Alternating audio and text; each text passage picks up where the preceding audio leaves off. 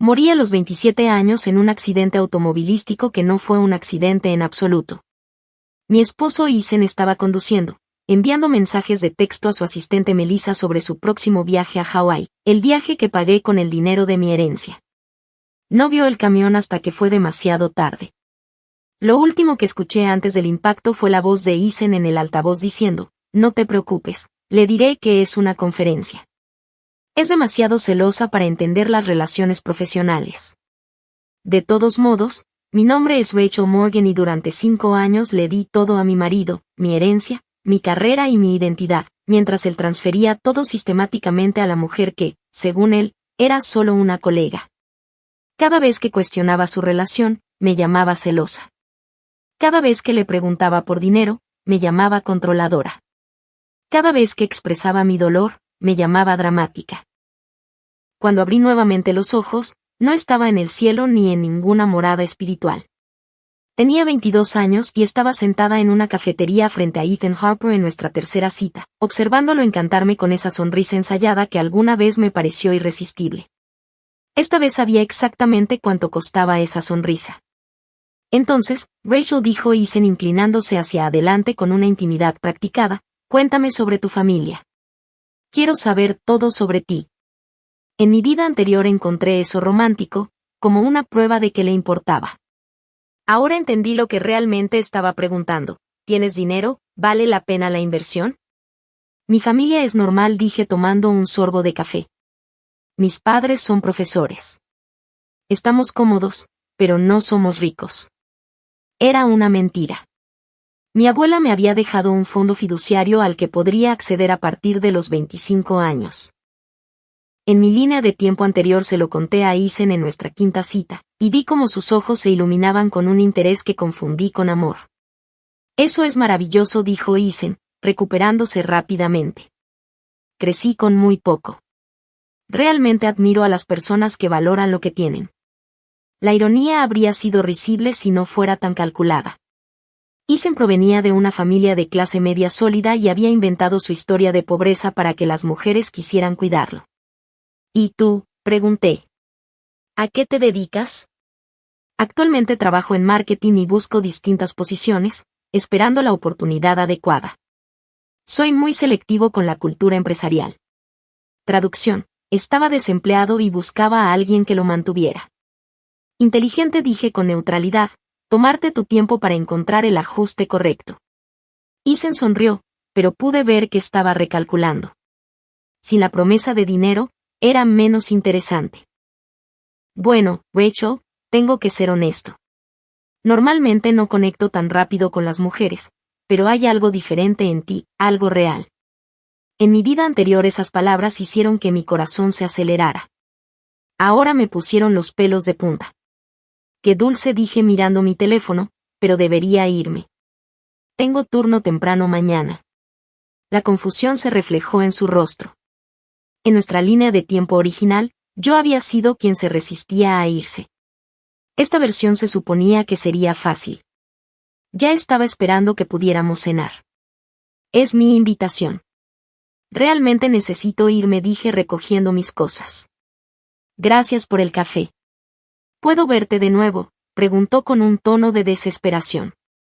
Quizás te envíe un mensaje, respondí. Nunca lo hice. Durante la semana siguiente, Ethan llamó y envió mensajes repetidamente. Sus mensajes evolucionaron de casuales a confusos y luego a ligeramente agresivos. Bloqueé su número después. No suelo perseguir a mujeres que juegan, escribió antes de desaparecer. 3 semanas después recibí un correo electrónico de reclutamiento de una importante agencia de diseño en Seattle. En mi línea de tiempo anterior lo borré y me quedé en mi ciudad natal, donde vivía Ethan. Sin una estructura de oficina me volví aislada, económicamente dependiente y completamente bajo su control. Esta vez presenté mi solicitud. Mi compañera de cuarto, Sarah, me vio hacer la maleta para la entrevista. Estás diferente últimamente, más decidida, dijo. Estoy tratando de tomar mejores decisiones. ¿Tiene esto algo que ver con Ethan? Vino ayer a buscarte. Pareció sorprendido cuando le dije que te mudarías a Seattle. Me puse incómoda. ¿Te preguntó algo más? Sí, mucho sobre tus finanzas y tu familia. Se me heló la sangre. ¿Qué le dijiste? Nada.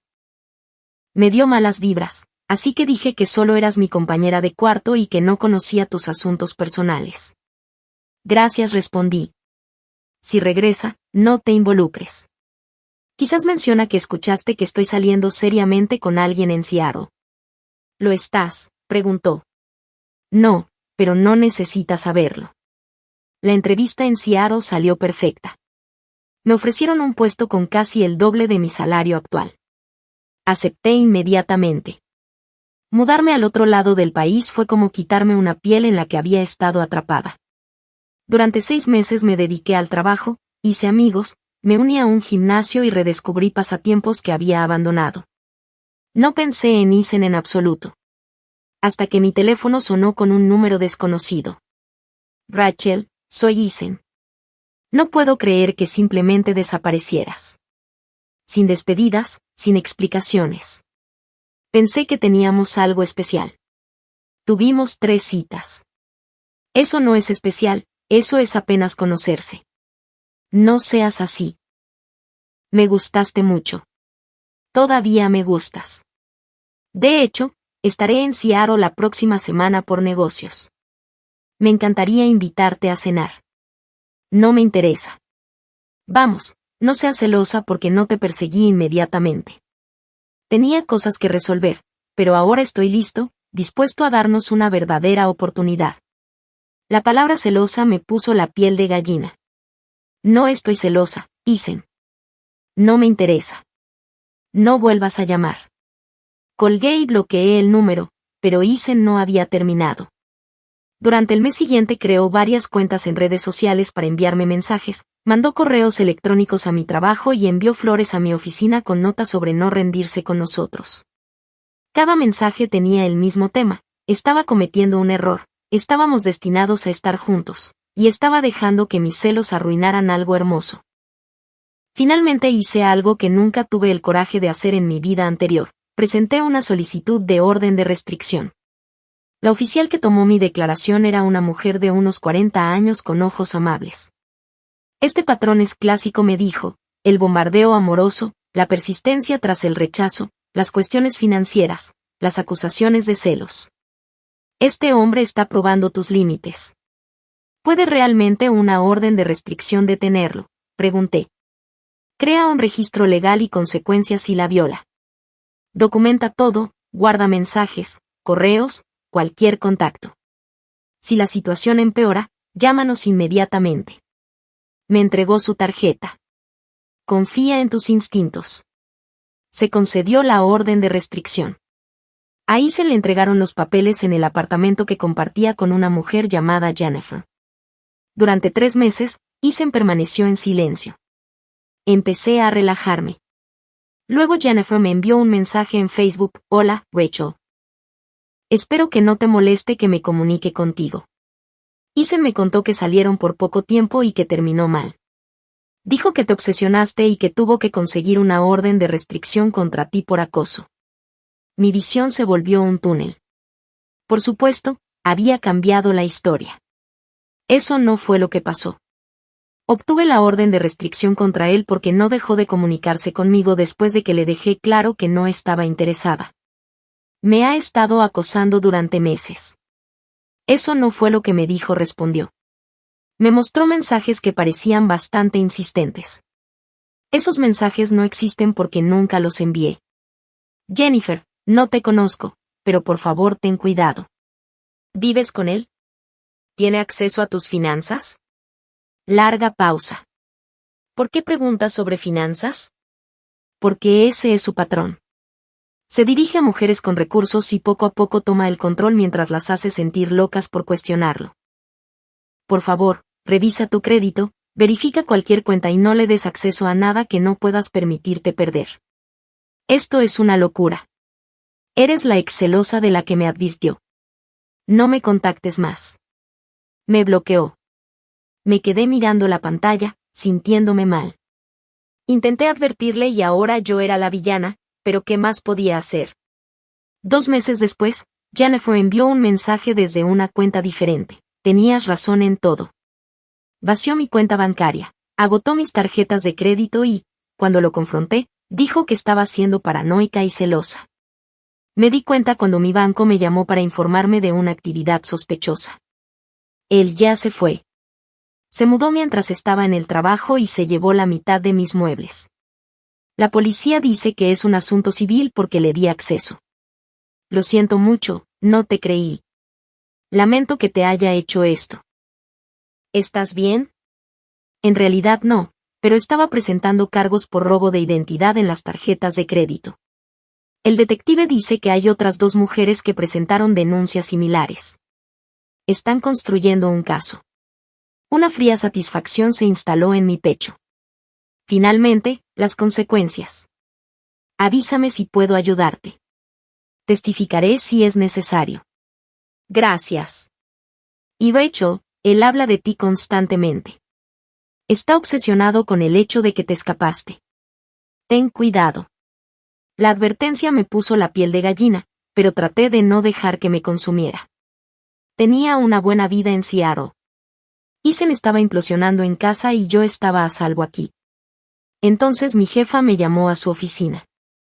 Rachel, tenemos que hablar de algo delicado. Recibimos un correo electrónico preocupante de alguien que dice ser tu exnovio. Hizo serias acusaciones sobre tu carácter y estabilidad mental. Mi corazón se detuvo. ¿Qué dijo?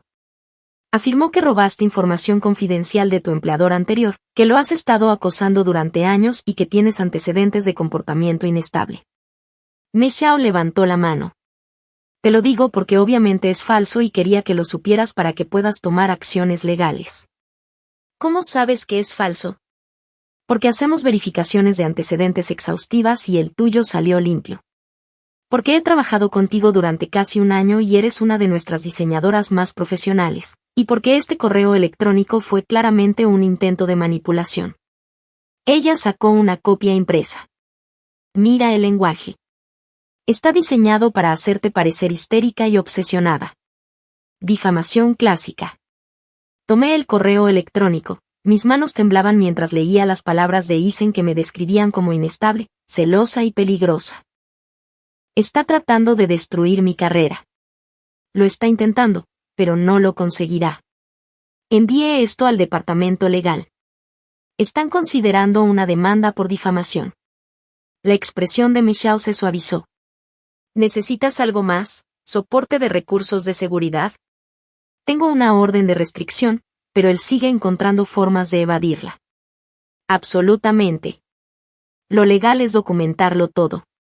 También estamos implementando medidas de seguridad.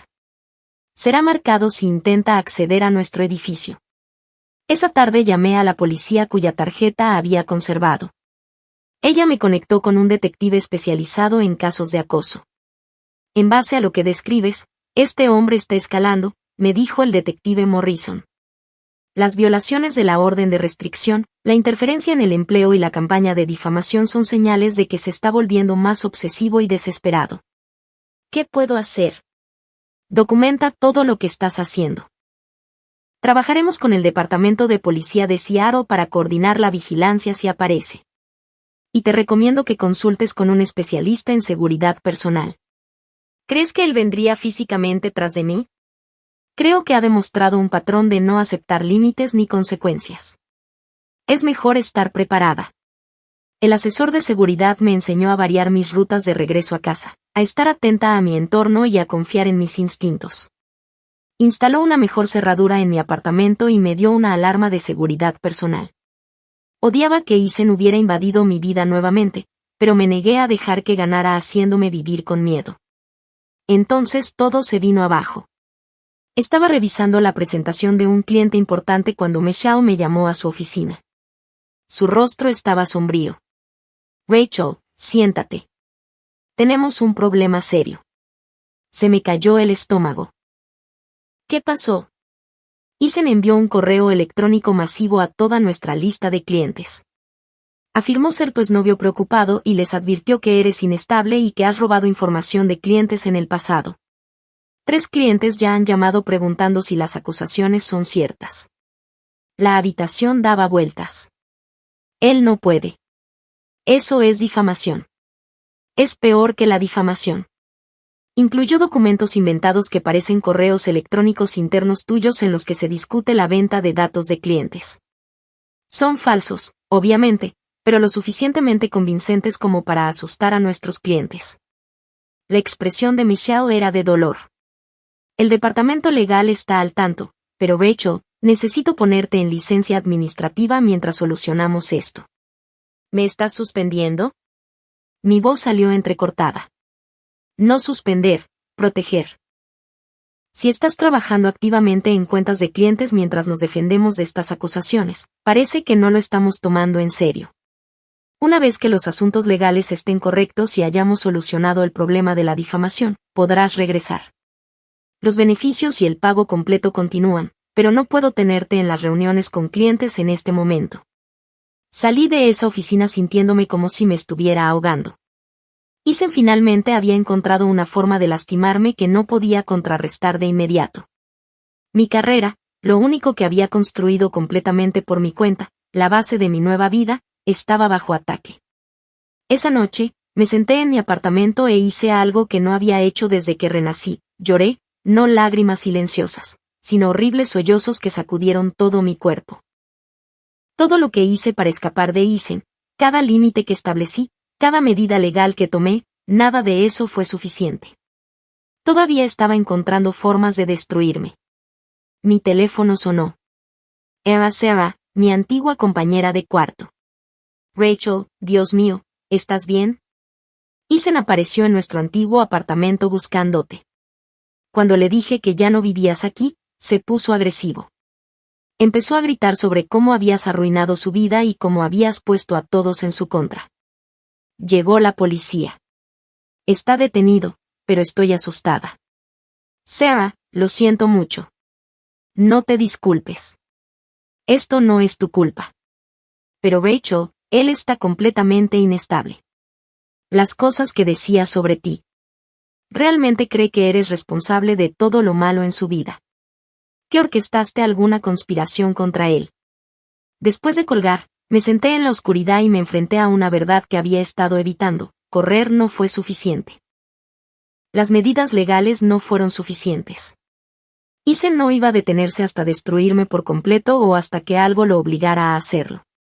Pensé en mi vida anterior, en cómo había muerto sin haber luchado jamás, sin haberme defendido, sin haber creído que merecía un trato mejor que el que recibía de él. Esta vez, estaba tan concentrada en escapar que olvidé algo crucial. Los depredadores no dejan de cazar solo porque corres. A veces hay que darse la vuelta y luchar. A la mañana siguiente llamé al detective Morrison.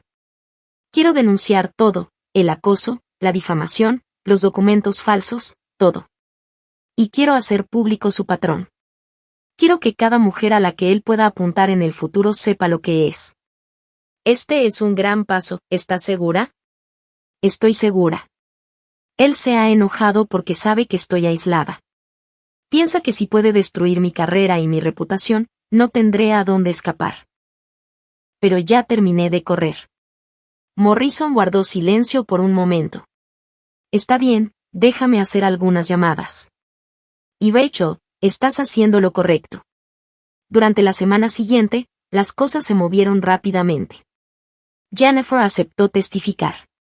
Otras 2 víctimas se presentaron, mujeres a las que Eisen había explotado financieramente antes que a mí. Los expertos legales examinaron los documentos falsificados y los rastrearon hasta la dirección IP de Eisen. El equipo legal de mi empresa presentó una demanda masiva por difamación, pero Eisen fue más allá. Una mañana salía de mi apartamento cuando lo vi desde el otro lado de la calle observándome. Cuando nuestras miradas se cruzaron, él sonrió. No la sonrisa encantadora de nuestras citas, sino algo frío y calculador. Mi mano fue hacia el botón de pánico. La seguridad del edificio apareció en cuestión de segundos, pero Eisen no corrió. Se quedó allí parado, mirando fijamente, hasta que llegaron los coches de policía. Rachel, no seas dramática, gritó mientras los oficiales se acercaban. Solo quiero hablar. Tienes una orden de alejamiento. No puedes acercarte a menos de 150 metros. Es un malentendido. Estaba en la zona por negocios. Vives a 800 metros. No es un malentendido, es acoso. Mientras lo arrestaban, su expresión pasó de la confianza al pánico y luego a la furia. Es tu culpa, gritó. Todo iba bien hasta que llegaste tú. Hiciste que todos pensaran que soy una especie de monstruo. Tú eres el problema. Arruinaste mi vida.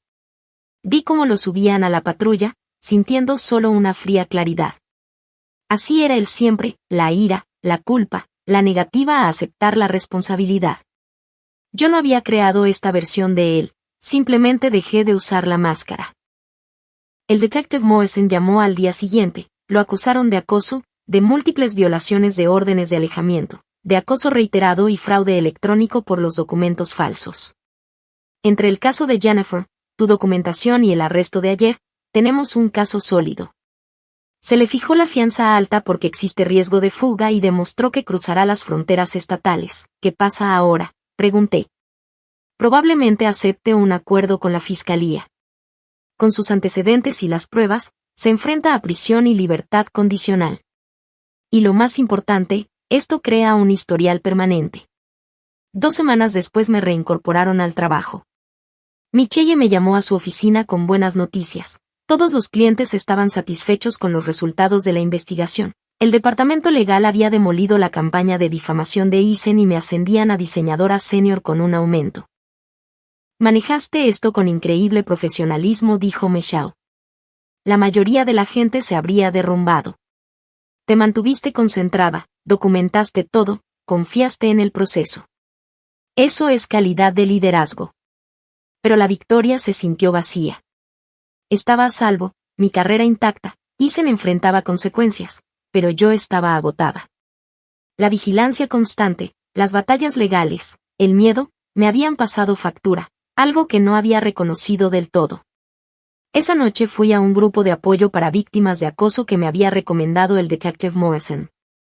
Me había resistido antes, pensando que no lo necesitaba, pero ahora comprendí que sobrevivir no era lo mismo que sanar.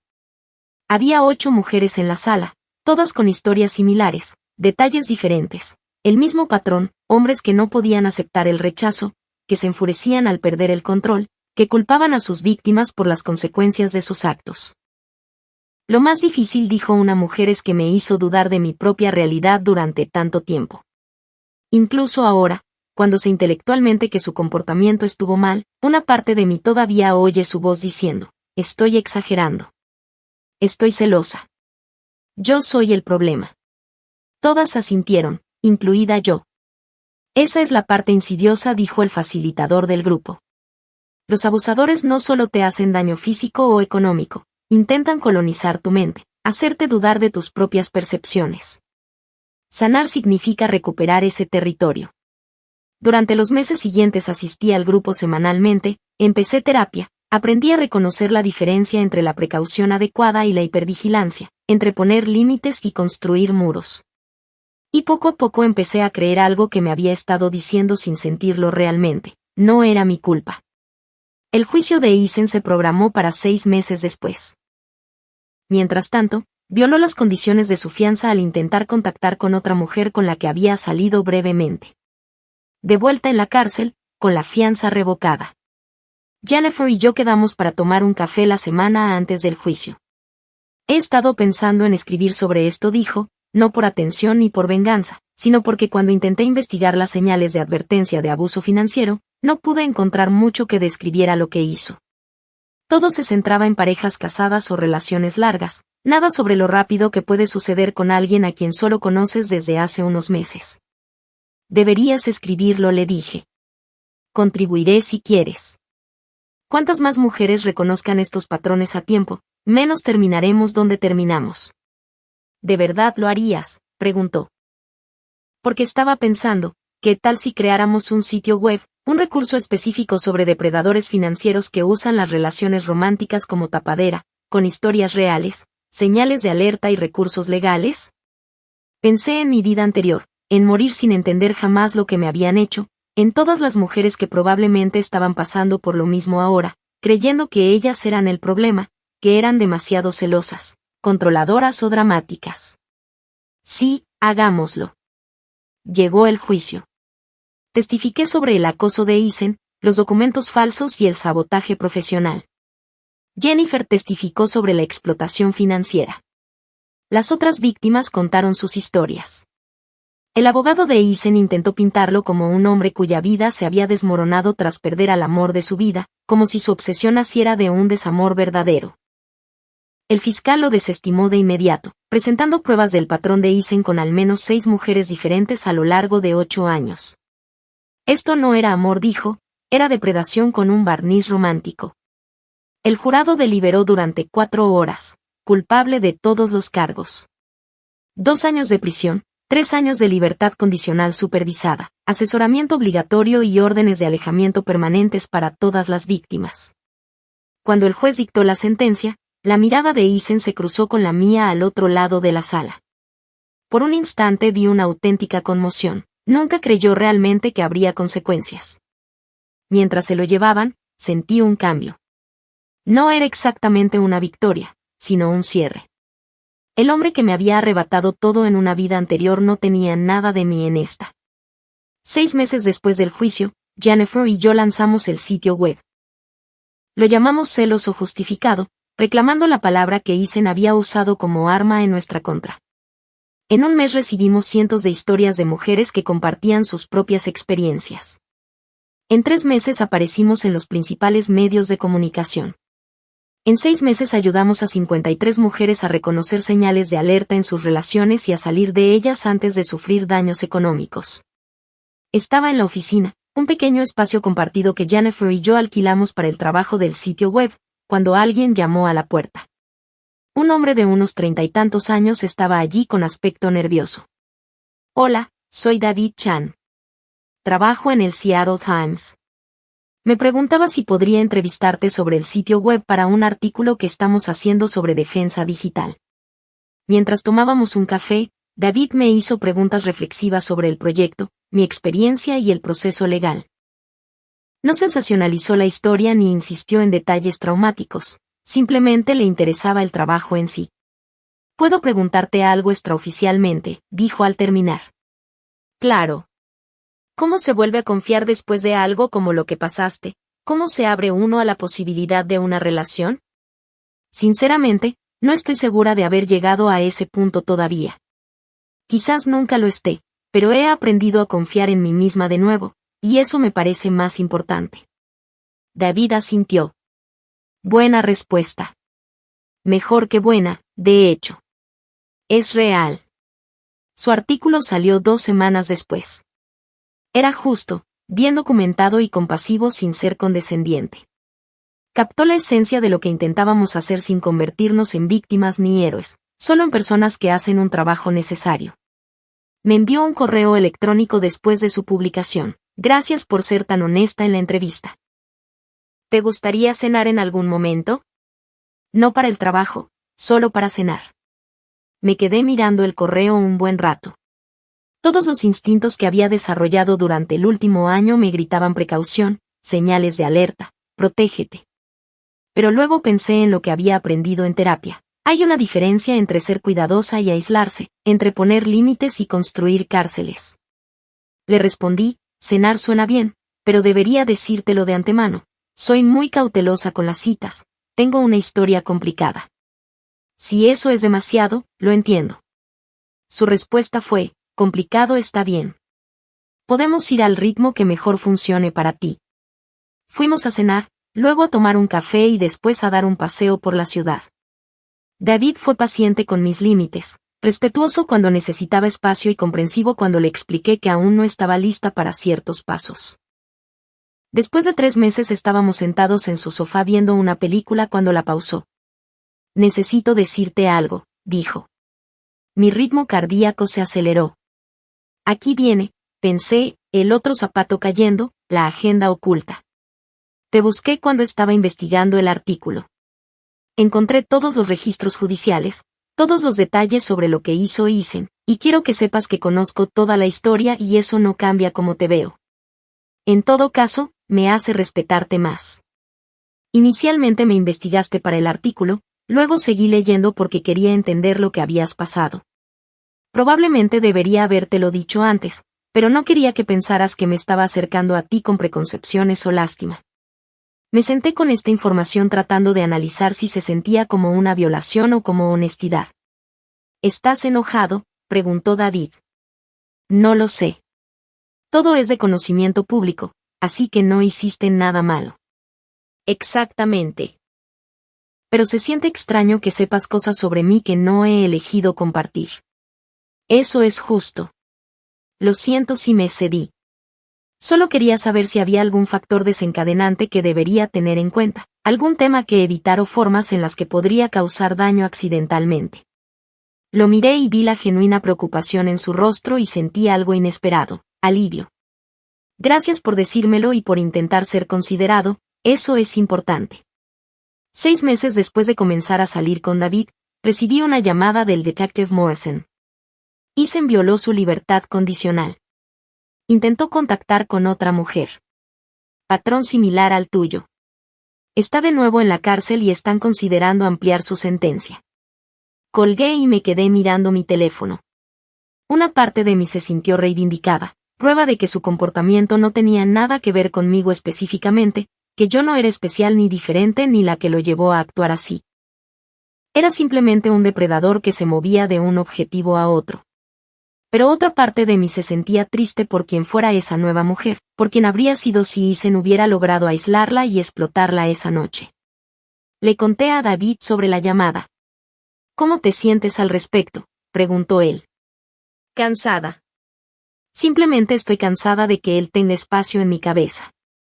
Cansada de esperar la próxima violación, la próxima escalada. Quiero dejar de pensar en él. Entonces detente. ¿Qué? Deja de pensar en él. Está en la cárcel. No puede hacerte daño. No es tu responsabilidad supervisarlo ni preocuparte por él. Dejemos que sea un problema que otra persona tenga que resolver. Fue una sugerencia muy simple, pero me pareció revolucionaria. Durante casi 3 años, en ambas vidas juntas, Eason había ocupado un espacio mental que nunca cuestioné darle. Incluso mientras huía de él, peleaba con él, me protegía de él, me había organizado a su alrededor. No sé cómo parar. Empieza poco a poco. Cuando pienses en él, reconócelo y luego redirígelo. Al igual que en la meditación, no puedes evitar que surjan los pensamientos, pero puedes elegir a cuáles prestar atención. Pasaron meses, pero poco a poco Eason se convirtió en ruido de fondo en lugar de ser el foco principal. Dejé de buscar actualizaciones sobre su caso, de escrutar las multitudes en busca de su rostro y de estremecerme ante números de teléfono desconocidos. 1 año después de su juicio, me casé con David en una pequeña ceremonia con solo amigos cercanos y familiares. Jennifer fue mi dama de honor. Sara vino del otro lado del país. Mis padres, que me habían apoyado en todo, lloraron lágrimas de felicidad. En la recepción, Jennifer me tomó aparte. Estoy orgullosa de ti, ¿sabes? Por permitirte tener esto. ¿Tener qué? Alegría, amor, confianza. Después de todo lo que hiciste, después de lo mucho que luchaste solo para sobrevivir, todavía encontraste una manera de ser feliz. Eso no es poca cosa. 2 años después de casarme, estaba embarazada de nuestro primer hijo cuando el detective Morrison llamó por última vez. Eason murió ayer en prisión. Otro recluso. Quería que lo escucharas de mí antes de que saliera en las noticias. Me senté pesadamente. ¿Cómo me siento al respecto? Lo que creas es válido, alivio, tristeza, nada. Todo tiene sentido. Después de colgar, llamé a Jennifer. Está muerto, le dije. Bien, respondió inmediatamente, y luego, más suave, ¿está mal alegrarse de que esté muerto? No lo sé. No me siento feliz exactamente. Me siento aliviada, como si un peso que no sabía que todavía llevaba encima se hubiera levantado. Eso es suficiente. No tienes que fabricar dolor por alguien que intentó destruirte. Esa noche, David me abrazó mientras lloraba. No por Eason, sino por todo lo que él representaba, la versión más joven de mí misma que murió en un accidente automovilístico, los años que pasé creyendo que yo era el problema, todas las mujeres a las que había lastimado, las futuras víctimas que nunca podría reclamar. Se acabó, dijo David. Realmente terminado. Y pasaron 3 años después del juicio de Eisen, 5 desde que me alejé de esa cafetería. El sitio web que Jennifer y yo iniciamos ha ayudado a más de 3.000 mujeres a reconocer y escapar de los depredadores financieros. Habíamos testificado ante legislaturas estatales sobre el cierre de lagunas legales que permitían que personas como Eisen operaran. Capacitamos a empleados bancarios para reconocer señales de control financiero coercitivo. Estaba en mi escritorio trabajando en una nueva guía de recursos cuando mi asistente llamó a la puerta. «Hay alguien aquí que quiere verte». Dice que su nombre es Melissa. Se me heló la sangre. Melissa, la compañera de aventuras de Eisen de mi vida anterior, la mujer con la que había estado enviando mensajes de texto cuando chocamos. Entró y no se parecía en nada a como la había imaginado. Pequeña, nerviosa, muy joven. «Sé que no me conoces», empezó, «pero necesitaba agradecerte. Estaba saliendo con Eisen cuando recibiste la orden de restricción. Pensé que eras la ex loca y celosa que él describía. Pero ver cómo reaccionó al perder el acceso a ti, ver su escalada, me hizo ver nuestra relación de manera diferente. Estuve con él durante 2 meses. Al principio era encantador, luego controlador. Después de tu juicio, leí todo. Me di cuenta de que me había estado haciendo las mismas cosas: aislamiento financiero, manipulación psicológica y bombardeo amoroso, todo ello alternado con frialdad. Salí antes de que la cosa se pusiera realmente mal, pero solo porque hiciste pública tu historia. La miré fijamente, a esa mujer que había sido la compañera amorosa de Eisen en una línea de tiempo y su víctima en otra. Me alegro de que haya salido. Ahora estoy en terapia, aprendiendo sobre los vínculos traumáticos y por qué me atraen hombres así. Es un trabajo duro, pero lo estoy haciendo. Hizo una pausa. Solo quería que supieras que tu sitio web, tu voluntad de hablar de esto públicamente, salva a la gente. Me salvó. Después de que ella se fue, me senté en mi escritorio y pensé en las infinitas variaciones de vidas vividas. En una línea de tiempo, Melissa había sido la mujer que Eisen eligió en lugar de mí. En esta, era simplemente otra mujer que reconoció las señales de advertencia a tiempo. Esa tarde volví a casa con David y nuestra hija Emma, que tenía 2 años y tenía sus ojos y mi terquedad. Vi a David leerle un cuento antes de dormir y la vi luchar contra el sueño, aunque estaba claramente agotada. Observé su pequeño ritual perfecto de besos de buenas noches y susurré «te amo». Esto era lo que Eisen había intentado quitarme, no el dinero, ni la carrera, ni siquiera mi vida en el sentido literal, aunque también lo había logrado una vez. Trató de quitarme la creencia de que merecía cosas buenas, mi confianza en mi propio juicio, mi capacidad de imaginar un futuro que no estuviera organizado en torno a sus necesidades y su crueldad. En un momento dado, lo había logrado, en este, había fracasado. Y en ese fracaso descubrí algo que él nunca podría entender: lo opuesto de ser consumido por la toxicidad de alguien no es estar cerrado a todo el mundo. Se trata de aprender a reconocer la diferencia entre amor y explotación, entre asociación y parasitismo, entre celos y preocupación justificada. Eisen había pasado años llamándome celosa mientras tomaba todo lo que tenía y se lo daba a ella. Usaba esa palabra como arma para desacreditar mi realidad, invalidar mis sentimientos y socavar mi sentido de identidad. Pero los celos requieren desear algo que otra persona tiene, y yo no quería nada de lo que Eisen tenía. No en mi primera vida, cuando moría a su lado, y ciertamente no en esta, donde había construido algo real. Lo que yo quería era simple: honestidad, respeto, compañerismo, seguridad. Él había llamado a esas expectativas celos porque reconocerlas como razonables habría requerido que fuera una persona decente, y ese nunca fue su objetivo. Su objetivo era tomar. Mi objetivo en esta segunda oportunidad en la vida había sido negarme a que me lo quitaran. Y no solo logré escapar de él, aunque lo hice. No solo llevarlo ante la justicia, aunque también lo había hecho.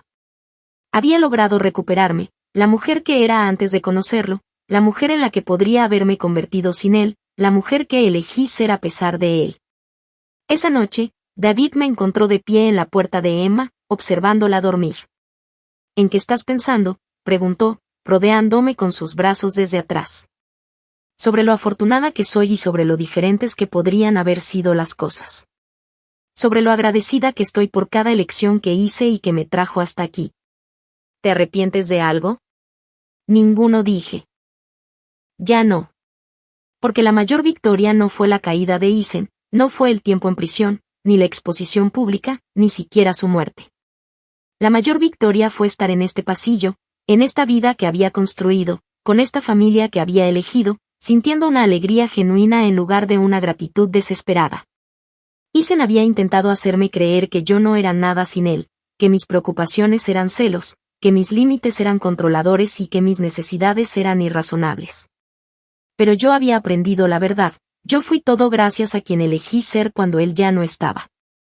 Y esa verdad, ese conocimiento fundamental e inquebrantable de mi propio valor, era algo que nadie jamás podría quitarme.